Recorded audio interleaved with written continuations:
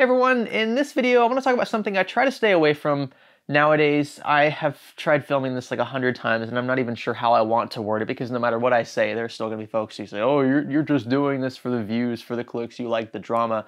But I really have tried to stay away from that, especially in the past few years. The channel really hasn't had to rely on drama, negativity. There's a lot of channels that already do that kind of crap, and I just think it's so hollow. There's no real substance there. I mean, hearing you rant for 20 minutes in a talking head video, it's just, that's not, it's not what I want this channel to be about. That said, there has been a bit of negativity, a bit of a misunderstanding about the kinds of submissions we accept, why we accept those kinds of submissions only, and why we just don't have more time, and that's really what it comes down to. I want to talk about that. I also want to switch gears at the end of this one and talk about a pretty sweet giveaway that I'm just running myself. It's an RTX 3080, and I'm only requiring you to comment on an Instagram post. You got to follow me so that you can be DM'd, so I get something out of it.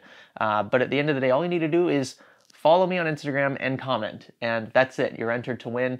The accounts that are posting 10 or 20 comments at a time or more to try to bump their odds, those are filtered out, so there's no point spamming it.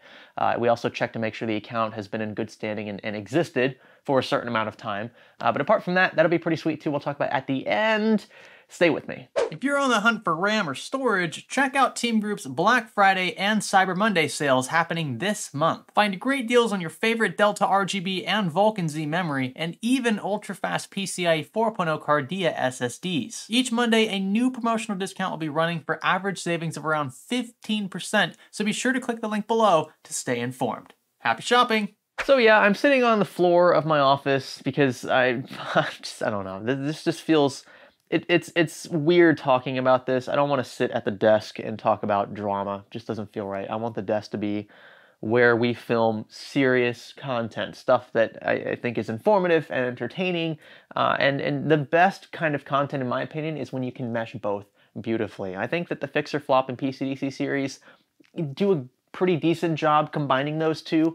Although there are folks clearly who already know about all the stuff that we talk about here, and they just maybe find it entertaining or what have you. So that's why I always try to put some kind of entertaining factor into the videos. I try to be a bit charismatic and a bit lively, but at the end of the day, if you don't like the videos, I can't please everyone. Now, other folks who apparently can't be pleased, no matter how cordial I am, because I'm the one doing most of this, folks who submit their systems for cleanings or to be fixed.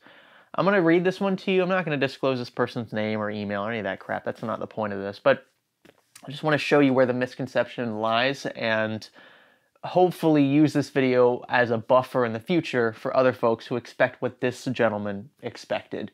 He said, hey Greg, my name is, I'll omit the name, and I'm one of your subscribers. My PC's having problems every time I play games such as Apex Legends or Call of Duty. The whole PC would crash, which leads to a boot error. I tried reseating the M.2 drive. He tried doing a few other things, and it basically didn't work out for him. He says he lives in the Orlando, Florida area, which is good because that's one of the main criteria for being eligible for this playlist. He then follows up with PC specs, which is great. That's what I asked for. He includes his personal address. I'm not sure why he did that. I didn't ask for that. But anyway, he sends some pictures, and that's great and all. Now here's my response, because I read his symptoms, and like I have to be very choosy here because we have many people applying to have their systems fixed.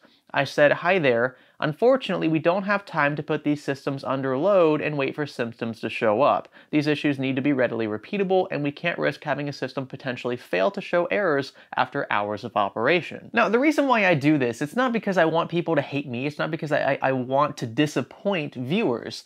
It's because I don't have time. Like I said, I don't have time to let these systems sit and cross my fingers hoping that the symptom you're describing randomly shows up. The reason why we pick PCs that primarily don't post or don't turn on at all are because those symptoms are readily repeatable. I can try turning the system on and I get a result right away. Whereas in this case, where you're saying that your game sometimes crashes,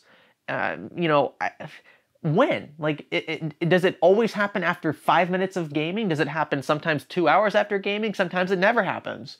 I can't risk having a system like that show up and never exhibit the symptom. You know, I have to pick systems that have immediate issues.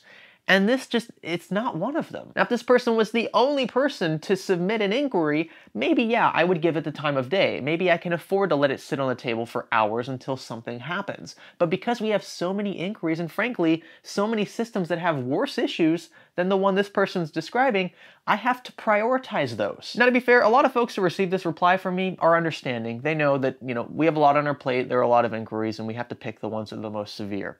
But this person responded with a rather inflammatory sentence. He said, "What the hell? I told you the symptoms, so you guys can't like remote into my PC and see the issue I'm having?"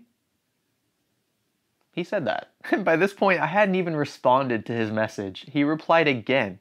He said, "You gotta have techs that can remote into my system to see the issue. Like, isn't that what Help Desk is supposed to do?" Now he says Help Desk here because that's what I call this email account. So whenever I reply to somebody, the signature at the bottom is Help Desk. But just because it's called Help Desk, that doesn't mean I can always help you with whatever issue you have. And I love how this person assumes that I have like a ton of techs working for me.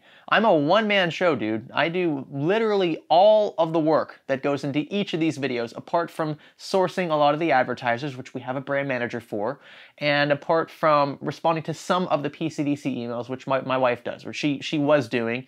We just had our second child, our baby girl, and so she's super busy with her now, and so I don't want her touching any of the work that I do here.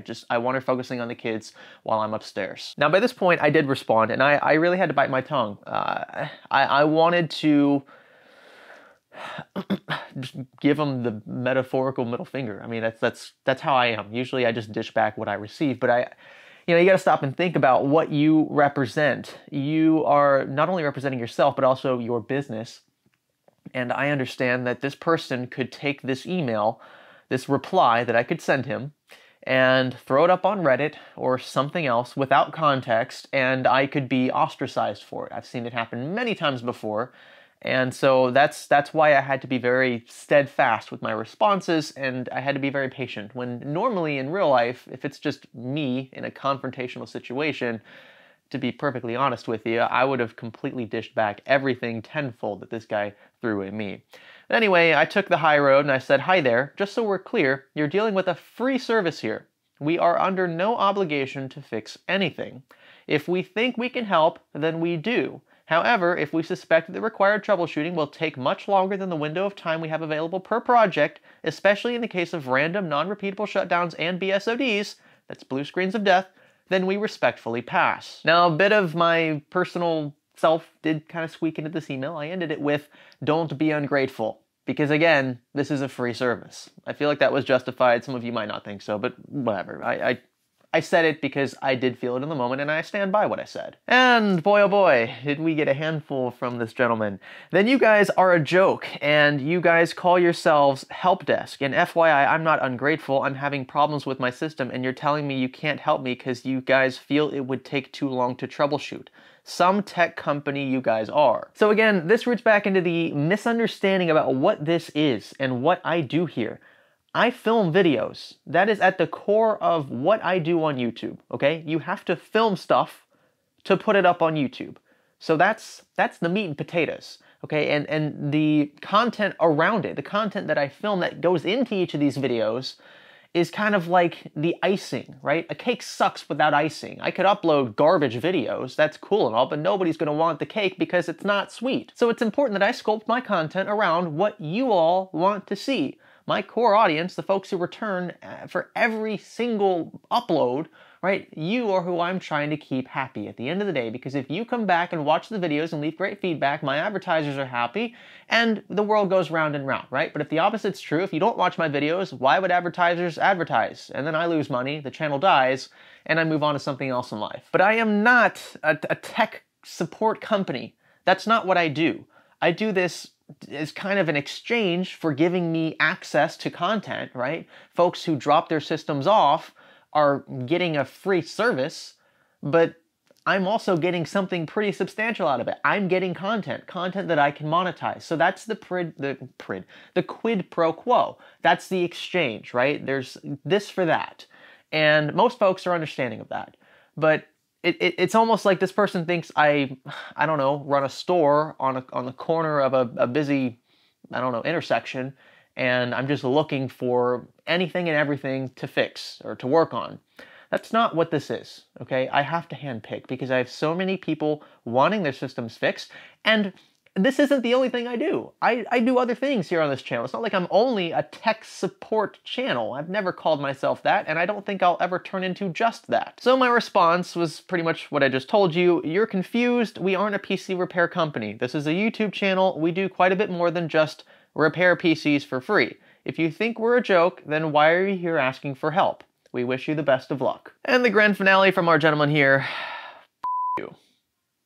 That's all it says. So of course, being me, I replied with, "Hi there, okay." This is the most extreme case of this. I have had a few others respond. Again, not as extreme as this, but it's been kind of up the same alley where it's, you know, they're disappointed and they don't understand that there's just one of me. I don't know. They feel like because they've submitted an inquiry, therefore I owe them all the time in the world. They think that I can fix their systems over the air or with TeamViewer or whatever. They think that I can like call them and walk them through these steps. I don't have time for that. And so I have to look out for myself because what I do here puts food on my table for my family. And as much as I want to be a nice guy, I'm not a charity. I'm not. It's just, I don't know why I even need to say that, to be frank. So yeah, this person left upset, and you know, what can I do? But just because you submit an inquiry doesn't mean that, first off, you're even going to get a response. We have an automated response for the first couple of emails that you send.